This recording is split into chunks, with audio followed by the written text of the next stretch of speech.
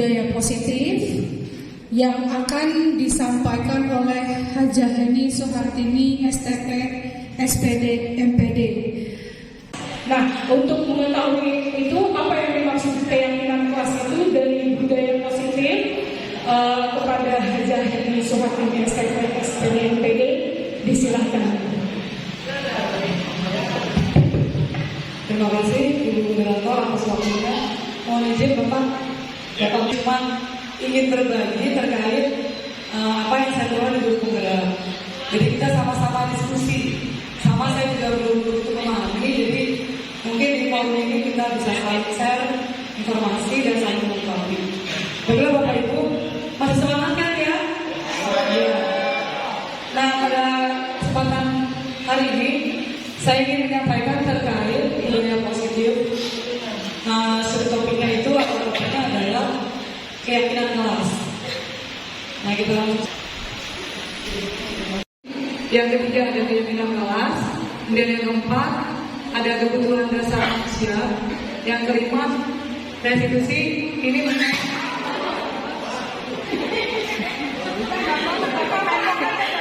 sibuk aja ya. Capek layarnya kayaknya. Ya. Yang kelima tentang 5 posisi kontrol. Nanti kita bisa mengetahui posisi kontrol kita berada pada posisi yang mana. Kemudian yang terakhir yaitu tentang restitusi atau segitiga restitusi. Nah di sini ini teknik-teknik kita dalam menyelesaikan masalah yang terjadi di dalam kelas. Nah kita lanjutkan. Mungkin ini sedikit saja Bapak Ibu ya. Kita mengubah sedikit paradigma kita. Kita mengubah alam pikir kita. Ini yang harus kita ubah. Jadi kalau kita ingin membuat kemajuan perlahan, sedikit-sedikit ubahlah sikap atau perilaku kita. Namun bila kita ingin memperbaiki cara utama kita, maka kita perlu mengubah kerangka acuan kita. Jadi maksudnya kita kalau mau berubah, yang mana Bu?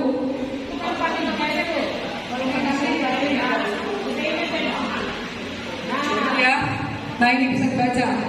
Jadi intinya, jadi kita tuh harus mengubah paradigma dari stimulus respon ini menjadi teori kontrol. Apa intinya? Kita itu harus berubah kalau kita ingin mengalami kemajuan di suatu hari nanti. Itu intinya, seperti itu. Nah kemudian kita lanjutkan ke langsung kita bahas ini kecil juga ya, stimulus respon dan teori kontrol ini. Jadi mengubah dari stimulus respon ini menjadi teori kontrol. Yang pertama itu realitas kebutuhan kita sama. Pikiran kita itu yang dirubah ya Bapak Ibu ya. Pertama kita merasa kita itu sama, tapi ternyata itu bukan. Kita itu tidak sama. Kita itu berbeda, punya ciri khas dan keunikan atau kekurangan masing-masing. Nah, ini paradigma kita yang harus dirubah. Kemudian oh ya, nanti ini nanti bisa dibaca sendiri mungkin ya karena keterbatasan waktu juga. Karena saya di sini hanya menyampaikan keyakinan kelas sebenarnya. Yang urgent menilai saya untuk segera kita terapkan di kelas. Ini bisa dibaca sendiri. Jadi yang kedua nanti kita mencoba mengubah agar pertama pandangan orang itu sama, tetapi ternyata pandangan orang itu berbeda. Makanya kita tidak bisa memaksakan kehendak kita terhadap orang lain, apalagi kepada siswa kita. Ini paradigma kita yang harus diubah. Kemudian kita lihat lagi, kalau siswa berbuat salah itu guru menurut kita. Nah, itu harus dirubah oleh kita. Mereka itu berbuat seperti itu ada tujuannya, ada alasannya. Itu yang harus kita rubah. Jadi jangan menganggap sesuatu itu menurut kita buruk. Itu tidak boleh seperti itu. Jadi harus dilihat dulu alasannya apa, tujuannya apa. Ini pemikiran kita yang harus dirubah dulu. Kemudian yang keempat, kita menganggap orang lain bisa mengontrol saya, itu salah. Yang mengontrol diri kita adalah kita sendiri, bukan orang lain. Walaupun kita punya bestie atau punya apa, yang menentukan hidup kita adalah kita sendiri, bukan orang lain. Itu yang harus kita yakini, harus kita pahami, harus kita rubah mindset pikiran kita kalau kita ingin berubah. Kemudian yang ke-6, nah kita tuh sering memaksakan. memaksakan kehendak kita pada saat menunjukkan kita gagal. Mungkin seperti ibu-ibu, saya juga sering ngomongkan ke anak saya, kalau dibujuk pelan-pelan anak saya tidak bisa, pemaksaan sambil dicubit, ya kan ya. Nah, seperti itu salah ya, salah. Harusnya kita itu berkolaborasi. Kalau di rumah mungkin dengan ayahnya atau dengan siapa. Nah, bagaimana langkah kita yang terbaik di mana kita? Kalau di sekolah kita berkolaborasi dengan teman sejawat atau mungkin dengan guru mapel yang lain yang mengajar di kelas kita. Kemudian kita juga harus merubah pemikiran bahwa dulu itu kita ada pihak yang menang dan kalah. Nah, ini yang salah juga. Kita harus dirubah pemikirannya menjadi kita tuh semuanya harus menang. Nah, ini stimulus respon yang harus kita rubah menjadi teori kontrol. Jadi kita harus rubah dulu pemikiran kita, baru kita bisa berubah. Berat Bapak Ibu ya, tapi kita belajar sedikit-sedikit gitu ya. Walaupun ya sangat sulit, apalagi udah kebiasaan. Nah, kita langsung ke disiplin positif dan kebajikan universal. Mungkin bisa dibaca juga, udah saya share materinya. Nah, ini yang kita harus ubah juga, bahwa kita kan dulu kan tahunya itu disiplin itu mentaati peraturan ya. Disiplin itu mentaati peraturan. Untuk mendapatkan kepatuhan itu salah. Itu salah, kita harus ubah menjadi bahwa disiplin diri itu yang paling penting. Bisa menggali potensi yang ada pada diri sendiri untuk menghargai diri kita atau ingin mencapai tujuan yang kita inginkan. Jadi intinya kita itu merefleksikan diri kita supaya paham diri kita itu seperti apa. Nah itu ya Bapak Ibu ya. Jadi mohon maaf, kita sama-sama saling belajar, sama-sama mengerem diri gitu ya. Jadi kita tuh perlu tahu diri kita. Itu yang paling penting daripada tahu orang lain, daripada mencari tahu orang lain. Lebih baik kita tahu diri kita, kenali diri kita. Nah itu ya. Kita sama-sama belajar. Kemudian, nah ini yang dimaksud dengan nilai-nilai kebajikan universal. Di profil pelajar Pancasila sudah jelas. Ini banyak pendapat. Menurut profil, mohon maaf Bapak Ibu ya. Bapak Ibu mohon maaf, Ibu mohon maaf didengarkan dulu. Jadi untuk nilai-nilai kebajikan universal ini banyak pendapat. Yang pertama kita meyakini dari profil pelajar Pancasila ada 6 nilai kebajikan universal. Mungkin 6 dimensi. Dan paham semua Bapak Ibu ya. Kemudian pendapat kedua itu dari Ibu Primary Years Program. Ini dari hasil penelitian tentang program sekolah SD. Bahwa yang dimaksud dengan nilai-nilai kebajikan universal itu di sini ada toleransi, ada rasa hormat, ada integritas, ada mandiri, dan sampai komitmen. Ini menurut pendapat Ibu Primary Years Program (PYP). Kemudian ada juga menurut 9 pilar karakter atau Indonesian Heritage Foundation. Menurut 9 pilar karakter ada 9 nilai-nilai kebajikan universal, mulai dari cinta Tuhan dan setiap ciptaannya sampai ke toleransi, kedamaian, dan kesatuan. Kemudian ada juga pendapat dari petunjuk seumur hidup dan terbilang hidup. Nah, petunjuk seumur hidup ini nilai-nilai kebajikan universalnya adalah peduli, penalaran, bekerja sama, keberanian, keingintahuan, dan usaha. Sedangkan menurut keterampilan hidup, di sini nilai-nilai kebajikan universalnya itu dapat dipercaya, lurus hati, pendengaran yang aktif, tidak merendahkan orang lain, serta memberikan yang terbaik dari diri. Nah, kita lanjutkan lagi ke pendapat dari The Seven Essential Virtues. Ini salah satu lembaga survei tentang psikologi. Nah, dia menyatakan bahwa ada 7 nilai kebajikan universal. Ada empati, ada sebuah hati, ada kontrol diri, ada rasa hormat, ada kebaikan, ada toleransi, dan keadilan. Nanti kita bisa menggali menurut kita mana yang terbaik untuk peserta didik kita. Bisa menurut profil pelajar Pancasila atau di Seven Essential Virtues, mana yang terbaik buat anak kita di kelas. Nah kemudian kita lanjutkan ya. Ulang ya. Sini kita lanjutkan ke nomor 2. Teori, ya. Untuk teori, hukuman, dan penghargaan serta restitusi. Ini juga sebenarnya bukan inti yang akan saya sampaikan. Mungkin Bapak Ibu bisa membacanya sendiri ya, karena keterbatasan waktu saya. Di sini nanti apa bedanya hukuman, ada konsistensi, ada restitusi, itu bedanya apa mungkin bisa dibaca, karena mungkin ini slide-nya kurang terlihat ya. Kemudian ada juga nanti di sini kita lanjut saja langsung ke keyakinan kelas. Ini yang ingin saya sampaikan ke Bapak Ibu, karena menurut saya ini sangat urgent untuk segera kita terapkan di kelas masing-masing. Ini keyakinan kelas. Sebenarnya keyakinan kelas itu adalah kesepakatan kelas yang dibuat berdasarkan hasil diskusi antara wali kelas dengan peserta didik di kelasnya, dengan mengacu kepada nilai-nilai kebajikan universal yang mau akan kita angkat tadi. Tuh, misalkan kita ingin mengangkat nilai-nilai kebajikannya, misalkan gotong royong, bisa kita terapkan di kolaborasi gitu aja untuk profil belajar baca sila gitu. Nah, di sini saya langsung saja ke bagaimana cara membentuk atau membuat dari keyakinan kelas ini.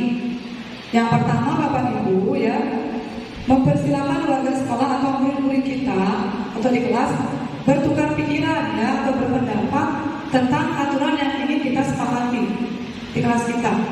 Dan yang kedua, mencatat semua masukan-masukan atau ide-ide dari peserta didik. Yang ketiga, menyusun keyakinan kelas sesuai prosedur pembentukan keyakinan kelas. Tapi harus diingat, tidak boleh menggunakan kalimat negatif, harus kalimat positif. Tidak boleh ada kata tidak, jangan itu dihindari.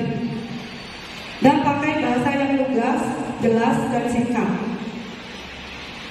Nah ya, jadi kalimat negatif jangan berlari di atas koridor, contohnya itu tidak boleh.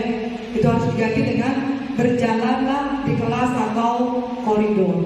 Itu kayak kelasnya seperti itu. Kemudian meninjau kembali hasil surat pendapat tadi yang sudah dicatat, kemungkinan masih ada yang salah, jadi kita perbaiki dengan teliti berdasarkan masukan dari seluruh peserta didik yang ada di kelas kita. Nah, setelah ditinjau, kemudian kita susun keyakinan kelas kita itu berdasarkan nilai-nilai kebajikan universal yang akan kita angkat. Tipsnya adalah tidak usah banyak-banyak. Jumlahnya itu 3-10 saja. Kalau banyak-banyak nanti liur anaknya. Kalau bisa peserta didik kita harus hafal.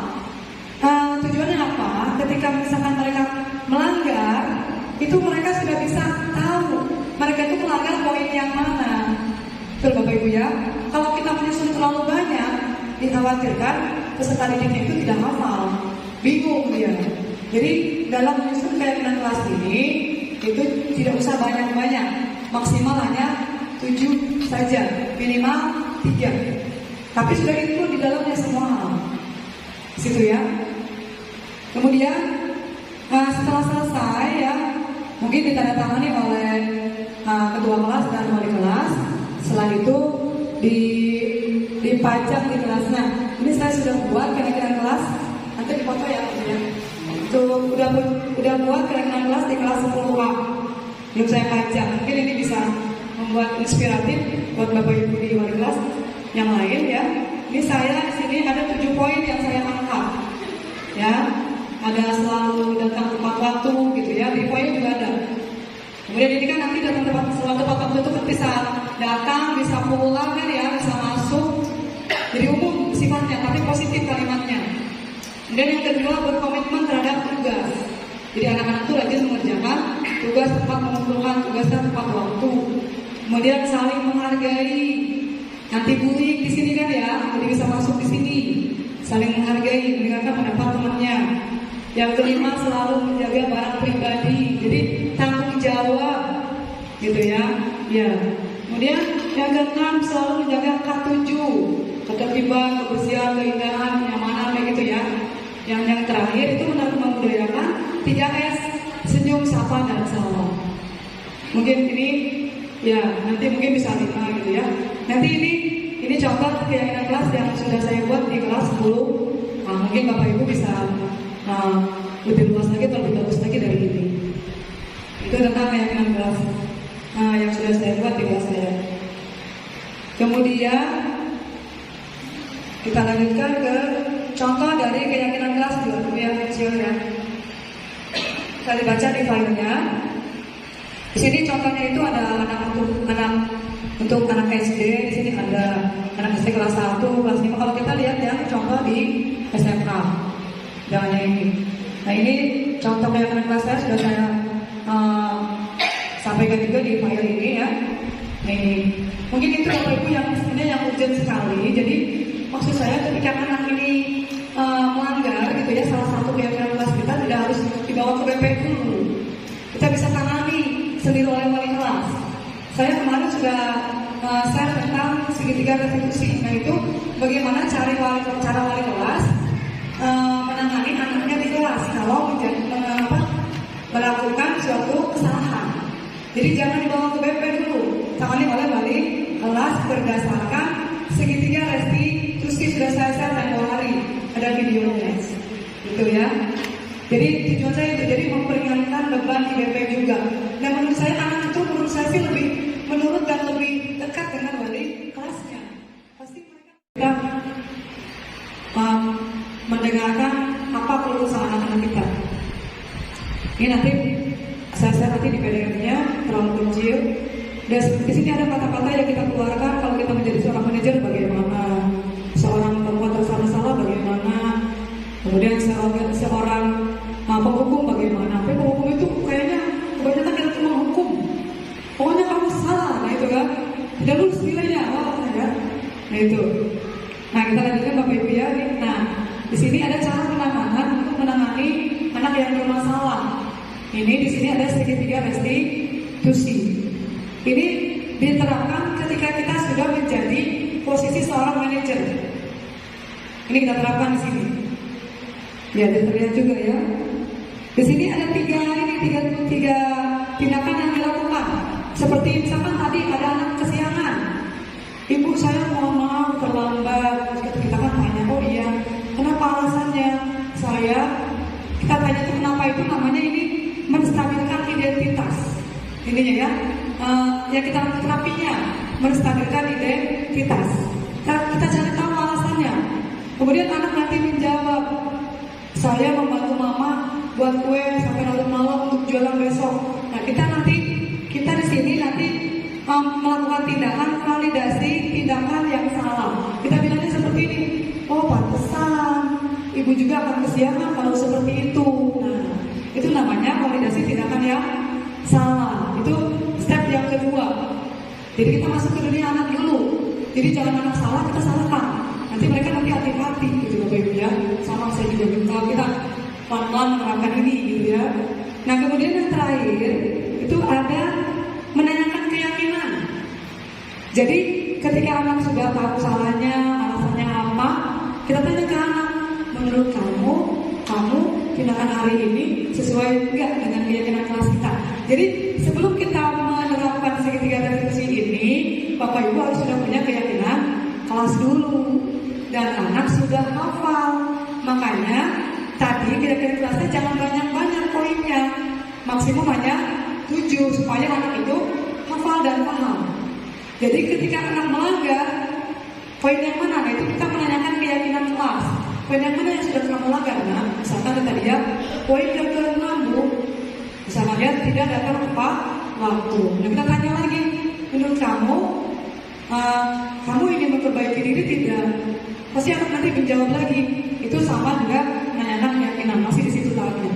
Nanti anak siap pun tidak akan datang telat lagi. Kita apa yang akan kamu lakukan mulai besok? Misalkan saya akan tidur lebih awal, mungkin membantu mamanya di hari libur atau bagaimana gitu Bapak Ibu ya. Itu dalam tahap menanyakan keyakinan. Gitu, seperti itu. Nanti insya Allah juga akan memberikan solusinya, akan sadar diri. Mungkin ini yang akan membuat motivasi intrinsik, motivasi dalam diri anak ini menjadi terbangun daripada motivasi ekstrinsik. Ekstrinsik itu hukuman tadi itu menimbulkan motivasi ekstrinsik dan sifatnya itu macam-macam sih yang anak terima. Ada yang benci, ada yang memberontak, ada yang dendam, ya mungkin ada yang nerimo ya. Tetapi beragam karena anak ini tadi pandang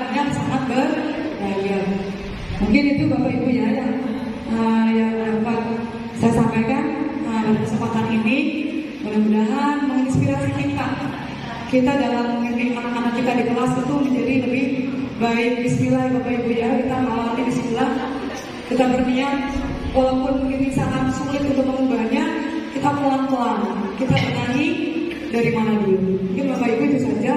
Terima kasih atas perhatiannya. Wassalamualaikum warahmatullahi wabarakatuh. Itu kemarin sempat dialog tentang yang tadi, yang lesson study. Ya, nanti siapa modelnya, apakah Bu Siti atau Bu Irna? Saya bisa kembangkan peraturan boleh, tapi harus merujuk aturan atasnya. Saya sampaikan pada sesuatu, karena kita nggak boleh terlepas dari itu. Ambil masukan saya itu sebagai komitmen kelas saja, komitmen kelas. Yang ditampilkan di wajah ini salah satu bentuk bisa dibuat di kelas. Terus kemudian boleh dibuatnya tidak jadi satu, tapi banner kecil, agak besar kecil tapi yang menarik. Masuk tepat waktu, tempel jadi banner indah pojok. Satu lagi misalnya sebelum masuk kelas ketuk pintu dan memberi salam. Itu hanya bangun budaya, bangun kebiasaan. Jadi membiasakan, pembiasaan positif. Dari kebiasaan tadi terbentuk nanti budaya. Gitu. Tapi kita harus membentuk, kalau terkait dengan aturan yang harus ada sanksinya, sifatnya tidak memberatkan komitmen di kelas itu, dan dimungkinkan semua bisa melakukan. Karena dari komitmen bersama, tidak semua anak punya kemampuan, misalnya dibunda dari, kan tidak selalu orientasinya ke materi. Gitu. Tidak semua bentuk sanksi itu materi sifatnya. Kita bisa sanksi yang lain.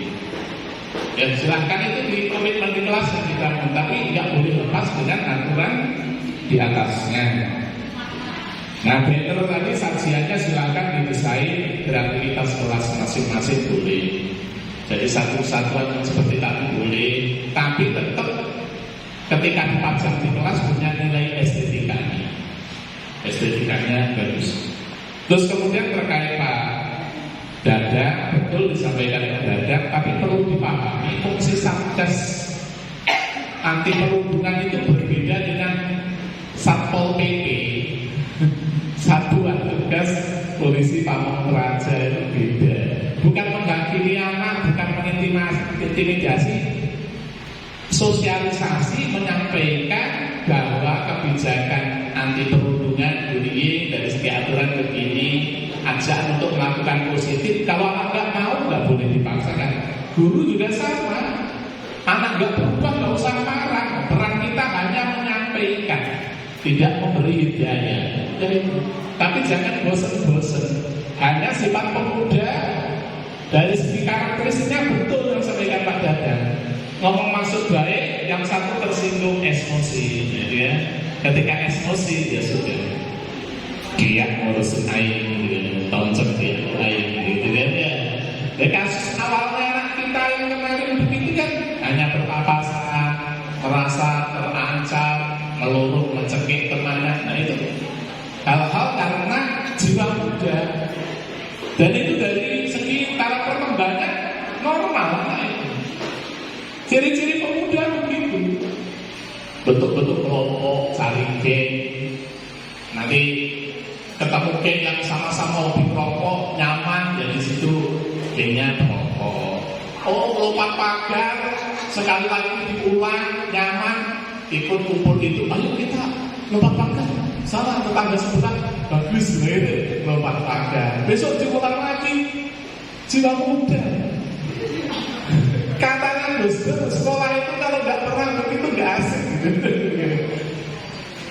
Asik. Tantangan anak sekolah yang begitu itu gitu. Nah sekarang kita bagaimana? Saya beberapa kali mau dialog dengan Bu Tamia, Pak Sena, Bu E berkali-kali. Ketika ngasih surat pernyataan siap mengundurkan diri, berapa efektif itu akan memotivasi anak menjadi lebih baik. Terus pertanyaan lagi ketika anak suruh mutasi, sudah maksimalkah yang kita lakukan untuk mengajak anak menjadi lebih baik? Itu jadi pertanyaan yang harus balik ke diri kita. Jangan-jangan baru 1 kali, 2 kali melakukan pelanggaran, kita belum lakukan pembinaan yang maksimal, anak sudah lepas kemana gitu. Yang kita hadapi, tugas kita tidak hanya mengurus yang pintar saja, yang soleh-solehah saja, tidak. Tugas kita itu kalau bisa mengajak yang beraneka ragam tadi untuk menjadi soleh-solehah tadi. Itu peran kita. Kalau kita hanya sekarang zonasi, yang diajar pasti keponakan bapak ibu sendiri, gitu kan? Anak bapak ibu sendiri harus beri yang bagus, yang terbaik. Karena itu nanti akan ngajar anak-anak kita. Gitu. Apalagi di tingkat SD, SMP, SMA, karena adanya di sini. Jika Allah berkehendak, mereka gantikan bapak ibu di sini, anak bapak ibu cucunya sekolah di sini diajar oleh murid-murid kita. Gitu. Itu dibangun.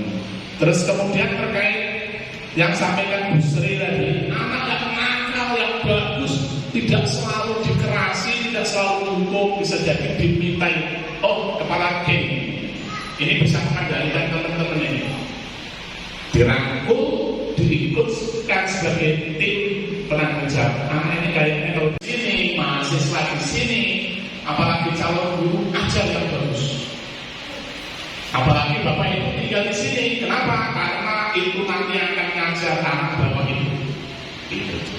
Bapak ibu yang anaknya di sini ngajarnya harus lebih. Saya di sini sebagai sebagai petugas piket ya hari Selasa. Nah, katanya yang hukuman ya kurang bagus ya, Bu Haji ya, gitu ya. Nah, untuk piket ini Bapak atau Bu Haji ya, banyak anak yang izinnya itu yang pertama kalau sakit yang urgent ya mungkin diizinkan. Ini di luar itu loh Pak, kadang Bu uang ketinggalan, Bu motor tuker, Bu buku ketinggalan. Nah, hukuman kalau kita bilang tidak boleh, apakah itu termasuk hukuman buat mereka atau bagaimana? Jadi saya sebagai petugas piket juga ingin meminta kejelasan seperti apa yang diizinkan dan tidak berarti itu suatu hukuman, begitu Bapak ya, Ibu Haji ya. Terima kasih atas waktunya. Assalamualaikum warahmatullahi wabarakatuh. Ya, mau dijawab Bu Haji, Bapak silakan.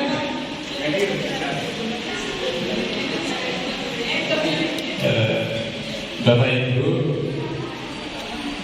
pernah saya sampaikan ke piket, kalau tidak salah juga ke briefing, kalau anak terlambat biasa, kalau waktunya tidak memungkinkan langsung diizinkan ke kelas, biar anak punya aktivitas, disuruh bantu bersih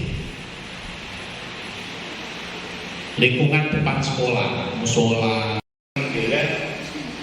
sebaiknya yang dibudayakan di sekolah. Termasuk yang tadi ancaman sampaikan baca ini, kalau ngatasi anak, ya ancaman-ancamannya dikurangi. Sekarang zonasi, yang diajar pasti keponakan bapak ibu sendiri, gitu kan? Anak bapak ibu sendiri harus beri yang bagus, yang terbaik. Karena itu nanti akan ngajar anak-anak kita. Gitu. Apalagi di tingkat SD, SMP, SMA, karena adanya di sini. Jika Allah berkehendak, mereka gantikan bapak ibu di sini, anak bapak ibu cucunya sekolah di sini diajar oleh murid-murid kita. Gitu. Itu dibangun. Terus kemudian terkait yang sampaikan Bu Sri tadi, anak yang nakal, yang bagus, tidak selalu dikerasi, tidak selalu hukum, bisa jadi dimintai. Oh, kepala geng. Ini bisa mengendalikan teman-teman ini. Dirangkul, diikutkan sebagai tim penanggung jawab. Anak ini kayaknya kalau tepat itu bantu bersih. Itu udah komitmen, ya. Jadi dibangunnya itu termasuk melakukan tindakan positif. Nggak usah dicapok, nggak usah dicubit, ya. Itu yang nggak benar kan yang itu, karena itu jadi komitmen kita, gitu kan ya. Kalau anak ini tidak hanya anak, termasuk gurunya, ya. Gurunya kalau mau beri tugas, misalnya bawa buku, folio, stomach folio, perlu apa, tidak usah diizinkan. Ya, kalau tukar motor, yang tukar suruh datang ke sekolah, anaknya nggak usah keluar, udah itu komitmen. Jam belajar nggak usah diganggu. Orang tuanya biar sini, ya. Jangan-jangan nanti di situ tidak sesuai apa yang diizinkan. Kita punya tanggung jawab karena pada jam sekolah, apalagi diizinkan oleh piket, ya, ada apa-apa sekolah. Ya. Jadi komitmen pada jam belajar, anak tidak diizinkan keluar sekolah. Tugas guru memberi tugas fotokopi. Hari itu nggak bawa, disuruh kelas ikut memperhatikan. Ya, nggak bawa belakang, gurunya punya inovasi lain, bukan gurunya yang kabur. Sehingga nanti pakai alasan guru meninggalkan kelas, itu pundungan, nggak boleh. Gurunya yang pundung namanya. Itu memang.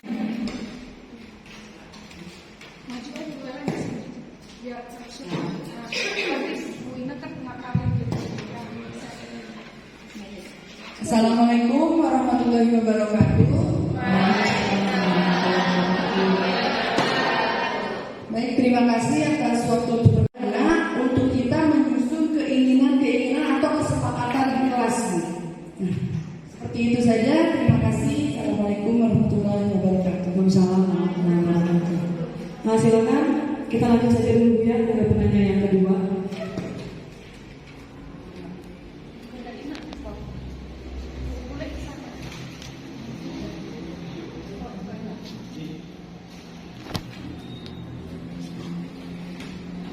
Ya, silakan Bu Nina.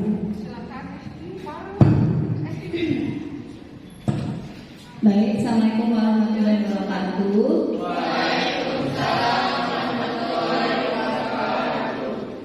Saya ingin menanyakan Bu, bagaimana penerapannya di kelas atau di sekolah mengenai budaya positif terhadap peserta didik atau terhadap kita sendiri sebagai pendidik.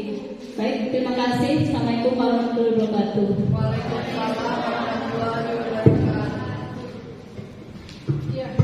Ada lagi yang bertanya? Mungkin itu saja untuk dua orangnya karena belum ada lagi. Pada Bu Jayani, silakan untuk menjawab pertanyaan-pertanyaan dari rekan-rekan kita. Silakan Bu. Terima kasih kepada Ibu Siti Julaya dan Bu Irma atas pertanyaannya. Saya menjawab pertanyaan nomor 1 dulu. Bagaimana cara menyusun keyakinan kelasnya budaya yang nomor 1? Ya, seperti tadi sudah saya sampaikan bahwa keyakinan kelas itu merupakan kesepakatan kelas, kesepakatan antara kita dengan peserta didik. Nah, kalau kesepakatan berarti itu hasil diskusi antara kita dengan anak-anak di kelas. Jadi poin-poin yang mana yang akan kita sepakati, yang akan kita tulis di keyakinan kelas, tetapi tetap mengacu pada nilai-nilai kebajikan universal yang ada pada profil Pancasila dan nilai-nilai positif lainnya.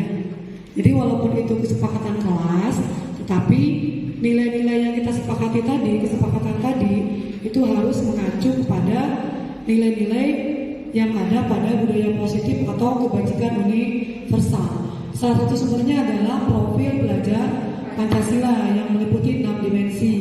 Yang pertama, bertakwa kepada Tuhan yang Maha Esa dan berakhlak mulia. Yang kedua, gotong royong. Ketiga, mandiri. Yang keempat, ada yang tahu ya, bernalar kritis. Ada lagi? Selanjutnya, ya, yang terakhir adalah berkebinekaan global. Jadi nanti kesepakatan kelas yang kita buat itu harus mengacu ke sana. Misal, yang pertama, gotong royong. Berarti nanti anak-anak diarahkan bagaimana caranya mereka bisa bekerja sama dalam setiap hal, entah itu mengerjakan tugas atau hal lain, sehingga mereka berkolaborasi, saling melengkapi untuk mencari jawaban terbenar atau terbaik. Itu untuk nilai yang gotong royong. Bisa kita mungkin tuliskan di keyakinan kelasnya begini. saling bekerja sama. Nah, mungkin itu kesepakatan kelasnya atau keyakinan kelasnya. Mungkin nanti untuk poin selanjutnya, misalkan berkebinekaan global. Dari mungkin kesepakatan kelasnya kita tulis begini: menghormati ketika jam atau waktunya beribadah, gitu ya, atau melaksanakan ibadah sesuai dengan agama dan kepercayaannya masing-masing. Jadi pada keyakinan kelas ini kita buat kalimat-kalimat positif, tidak boleh ada kalimat negatif, tidak ada kata jangan, tidak ada kata tidak, itu tidak boleh seperti itu. Jadi harus pakai kalimat-kalimat positif. Mungkin selanjutnya mandiri, ya, mandiri. Nah, di profil pelajar Pancasila itu ada dimensi mandiri. Mungkin di keyakinan kelasnya bisa kita tulis begini: menjaga barang atau milik pribadi, itu kan ya. Nah, di situ kan itu udah mandiri. Jadi masing-masing anak itu ditanamkan nilai supaya menjaga bendanya masing-masing mandiri, gitu ya. Dan itu juga mungkin bisa ada nilai tanggung jawab di situ. Mungkin itu pertanyaan jawaban buat Bu Lela.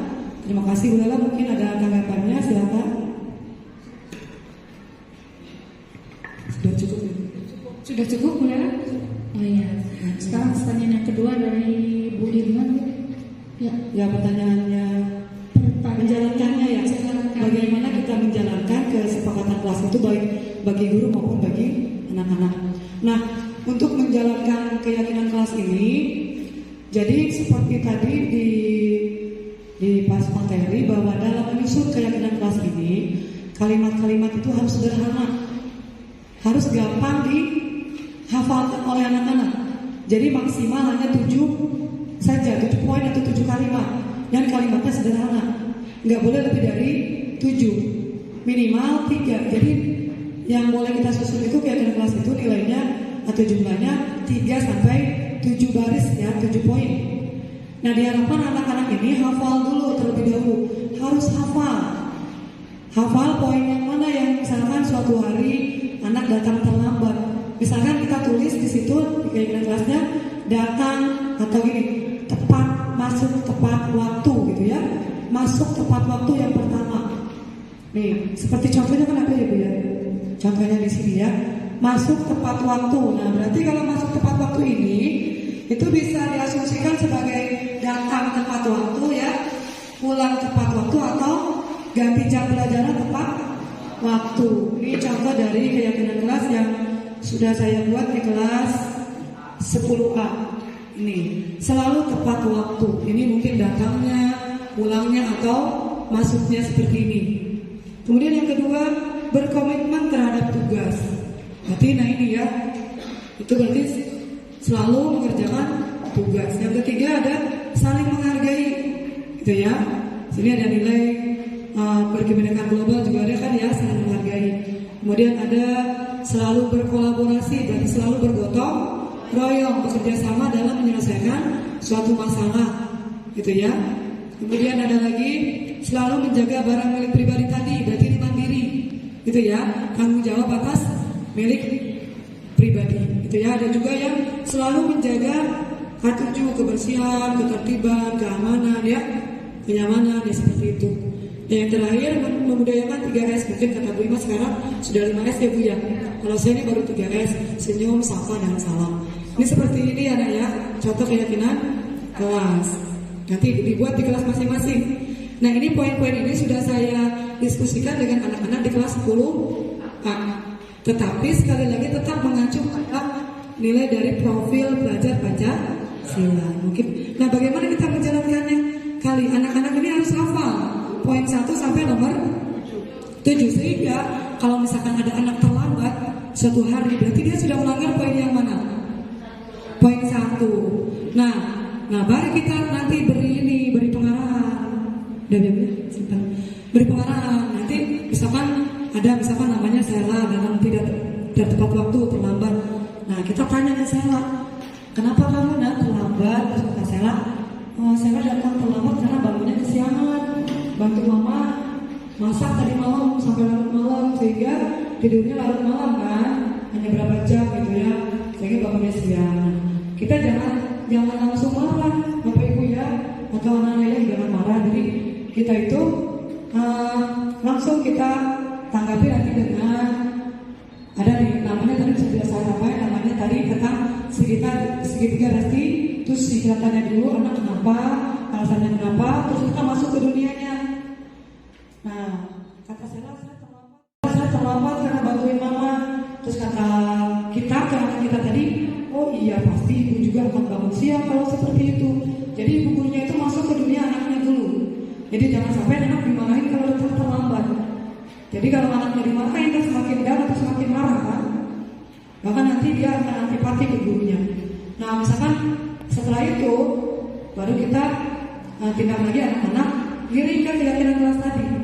Kira-kira menurut saya poin yang mana yang kamu langgar hari ini? Nanti silakan hafal poin yang 1. Berarti kan itu kita udah menanyakan ke step yang terakhir, menanyakan ke keyakinan. Terus kita tanya lagi sama, kira-kira saya mau berubah tidak? Gitu kan ya? Nanti saya bilang, saya mau berubah dulu. Udah tepat waktu, mau gini gitu kan ya? Dan seperti itu. Jadi ya kan nanti setelah misalkan saya mengakui kesalahannya, berjanji tidak akan datang terlambat, nanti kita tanya lagi, apa yang akan dilakukan sama nanti mulai besok? Apa seperti salahnya akan menjawab lagi, saya janji bu tidak akan terlambat. Nah seperti itu. Jadi dalam menerapkan keyakinan kelas itu seperti itu. Nah gurunya sendiri pasti menerapkannya, kita harus jadi contoh. Jangan sampai misalkan aturannya masuk tepat waktu, kitanya datang terlambat. Nah itu kan nanti bahaya ya, kita bisa diserang oleh anak-anak kita. Mungkin Ibu Ira seperti itu jawabannya ya. Terima kasih atas pertanyaannya. Wassalamualaikum warahmatullahi wabarakatuh. Waalaikumsalam warahmatullahi wabarakatuh.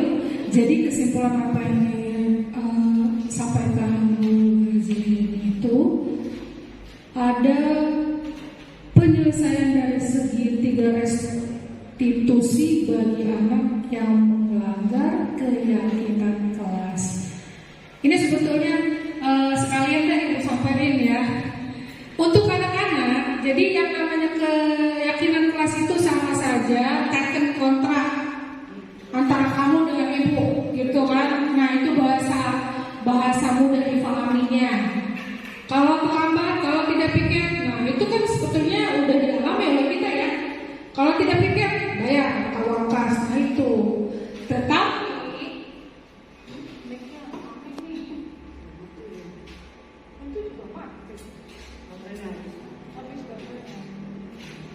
jadi kalau menurut keyakinan kelas itu bahasa yang sekarang. Nah bahasa yang kita gunakan sekarang itu keyakinan kelas. Sebetulnya itu kesepakatan. Ya kesepakatan yang dikemukakan antara, ini sekalian aja nih Ibu sampaikan ke kalian ya. Kesepakatan antara kamu dengan kamu nih, antara teman-teman kamu kalau kesiangan pasti gimanain, misalnya kan? Setuju nggak? Tapi kita mengacu pada elemen Merdeka Belajar yang ada di 6 itu, ya 6 dimensinya.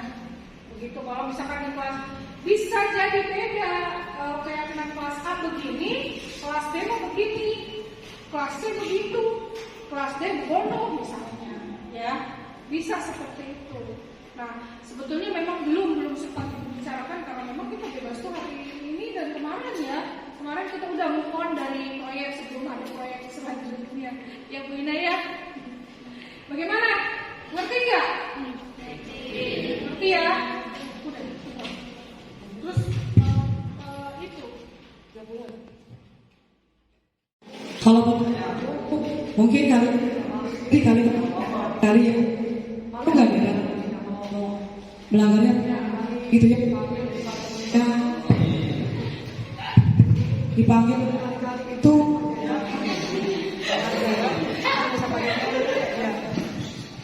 panggil berkali-kali itu terus kayaknya kalau menurut ibu sih pasti punya malu gitu ya.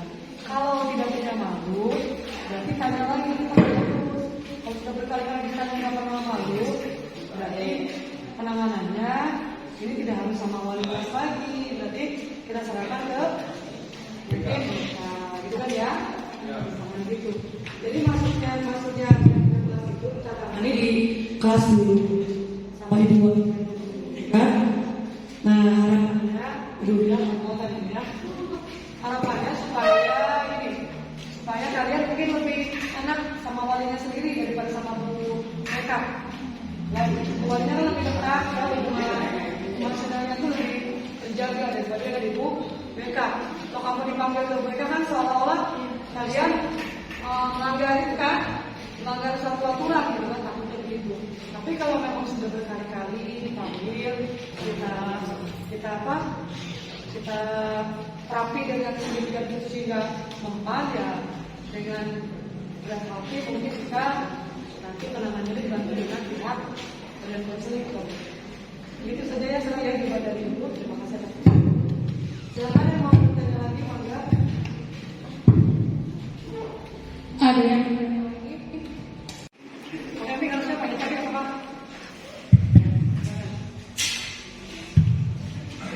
Assalamualaikum warahmatullahi wabarakatuh. Waalaikumsalam. Izinkan saya untuk bertanya, bagaimana caranya menerapkan peraturan itu pada diri saya sendiri karena saya sering melanggar peraturan yang ada di sekolah ini. Terima kasih. Ya, bagus sekali ya. Assalamualaikum warahmatullahi wabarakatuh. Waalaikumsalam. Sedikit ya. Baik, langsung dijawab aja ya. Nah, bagaimana caranya menerapkan ke diri kita gitu ya, supaya kita tidak melanggar itu kan ya. Yang pertama nih, itu memang yang harus dibangun itu motivasi intrinsiknya, motivasi yang ada dalam diri kalian mau berubah atau tidak. Ya, jadi sebelum kesini ibu sudah sampaikan tadi ada motivasi ini, ada motivasi kontrol yang menjadi teori kontrol. Jadi merubah mindset kita itu harus berubah, apalagi sebagai seorang muslim. Hari ini harus lebih baik dari hari kemarin atau hari esok harus lebih baik dari hari ini, itu ya. Jadi berubah tadi keinginan untuk berubah ke arah yang lebih baik. Itu namanya motivasi intrinsik, itu yang harus kalian bangun. Itu yang harus kalian bangun, motivasi intrinsik yang ada dalam diri kalian ingin berubah ke arah kebaikan. Atau membangkitkan motivasi intrinsik, motivasi yang dari dalam hati, dari relung sanubari kalian terdalam ingin berubah. Bagaimana cara membangun motivasi intrinsiknya? Bagaimana coba? Ya, menanamkan kesadaran. Ibu yakin kalian mau masuk ke SMA 3 itu motivasi intrinsiknya ada. Untuk apa? Untuk menuntut ilmu. Untuk apa lagi menuntut ilmu? Ya, untuk bekal di masa depan, untuk memuliakan orang tua. Nah, untuk menjalankan keinginan atau cita-cita kalian tadi, itu motivasi yang harus timbul adalah motivasi intrinsik dalam diri kita yang harus dibangun. Motivasi yang harus berubah ke arah yang lebih baik. Mau berubah ke arah yang lebih baik? Bismillah ya, bismillah ya, mulai hari ini, mulai sekarang kita berubahnya itu harus ke arah yang lebih baik, bukan terjadi penurunan. Bismillah semuanya, ibu juga ingin berubah ke arah yang lebih baik supaya waktu kita yang kita lalui di dunia ini bermanfaat. Ya, begitu seperti itu. Nah, kalau misalkan contohnya kalian mau ke sekolah, cuma ingin dapat uang saku atau uang jajan supaya jangan dimarahin mamanya, itu berarti motivasi ekstrinsik. Ketiga, motivasi yang dari luar, dan itu nilainya tidak mendalam. Kalau tidak ada uang tidak akan jalan. Ngerti? Kalau mamanya nggak ada di rumah nggak akan sekolah. Kalau tidak nih?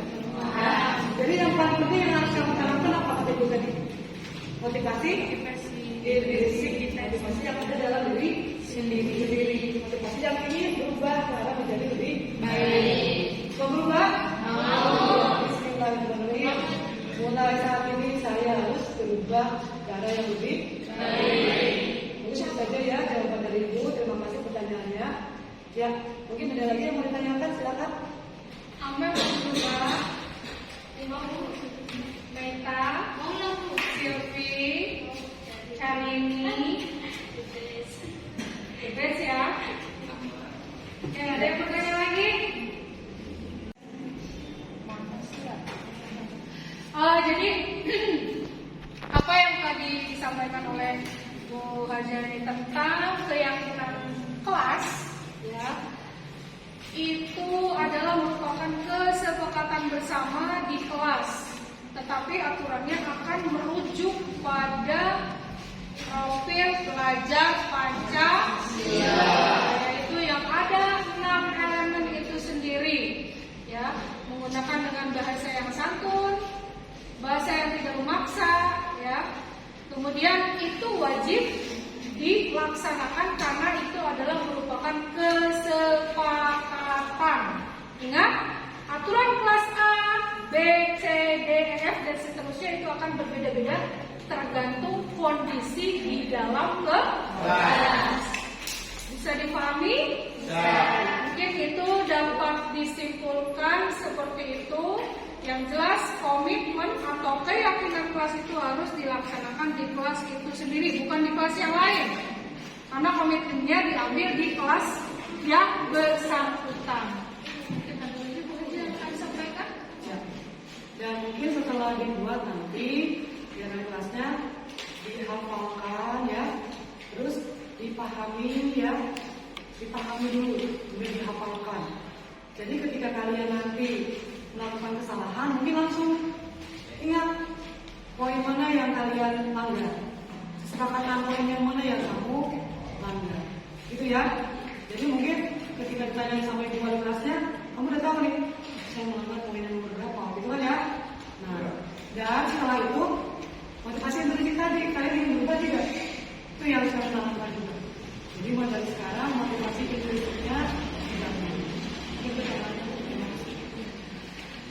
Baiklah, mungkin apa yang disampaikan Bu Hajani dalam pertemuan kali ini yaitu untuk mendukung tugas-tugas dari CGP atau calon guru penggerak angkatan 6. Mungkin itu saja yang dapat Bu Hajani sampaikan. Kemudian saya sebagai moderator mohon maaf apabila ada kekurangan dalam menyampaikan. Tapi kita mudah-mudahan bisa melaksanakan apa yang menjadi tugas dan kewajiban kita baik sebagai guru maupun sebagai peserta didik. Dengan mengucapkan alhamdulillahirobbilalamin. Semoga apa yang disampaikan bermanfaat. Wabillahi taufiq wal hidayah. Wassalamualaikum warahmatullahi wabarakatuh. Waalaikumsalam warahmatullahi wabarakatuh. Terima kasih semuanya ya.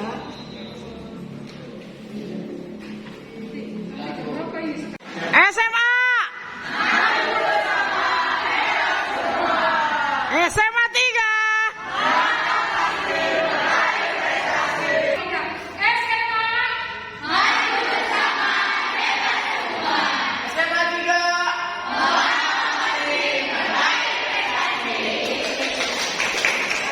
Awan demi negeri ini, jadilah generasi emas, cerdas berkarakter itu kita, berjuang dan harus berani.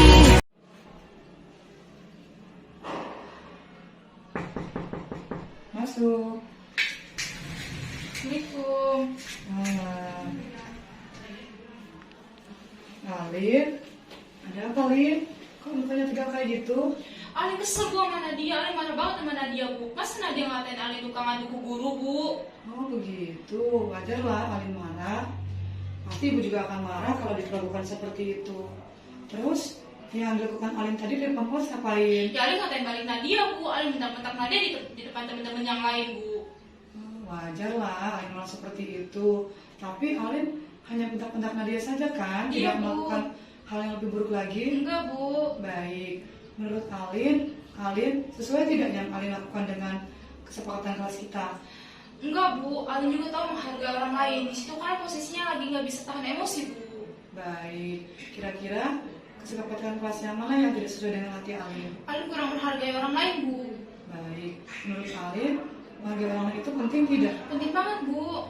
Iya, baik. Menghargai orang itu sangat penting kita lakukan dalam kehidupan sehari-hari. Iya. Nah, Alin mau menjadi pribadi yang lebih baik tidak? Mau, Bu. Nah, kira-kira kalian mau jadi pribadi yang bagaimana? Yang lebih sabar Bu, nggak gampang tersulut emosi Bu. Baik, kalau misalkan kalian sudah menjadi pribadi yang sabar, tidak tersulut emosi, kira-kira yang dirasakan oleh kalian apa? Lebih tenang Bu. Baik, kalau begitu mari kita selesaikan masalah ini secara bersama-sama. Waalaikumsalam. Tak? Iya Bu. Duduk sayang. Bagaimana kabar hari ini? Baik Bu, tapi hari ini aku datang terlambat. Baik, kita datang terlambat. Pasti punya alasan kan? Iya Bu, waktu malam Okta bantuin Mama bikin kue buat jualan. Jadi Okta tidurnya larut malam Bu. Oh begitu. Pasti ibu juga akan bangun terlambat kalau tidurnya larut malam seperti Okta. Iya Bu. Menurut Okta, kejadian hari ini sesuai tidak dengan keyakinan kelas kita? Enggak Bu. Nah, yang tidak sesuainya dengan kejadian hari ini menurut Okta yang mana? Tidak datang tepat waktu Bu. Baik, kira-kira Okta mau memperbaiki diri tidak? Menjadi seperti apa? Jadi pribadi yang lebih tanggung jawab dan disiplin. Baik, kira-kira kalau Okta sudah menjadi pribadi yang tanggung jawab dan disiplin, apa yang Okta rasakan? Senang Bu, bangga sama diri sendiri bisa bertanggung jawab dan disiplin. Baik, nah kalau begitu, apa yang akan Okta lakukan mulai hari ini? Okta janji Bu, besok Okta nggak akan lagi datang terlambat dan akan disiplin waktu. Baik, terima kasih Okta, tetap semangat ya. Iya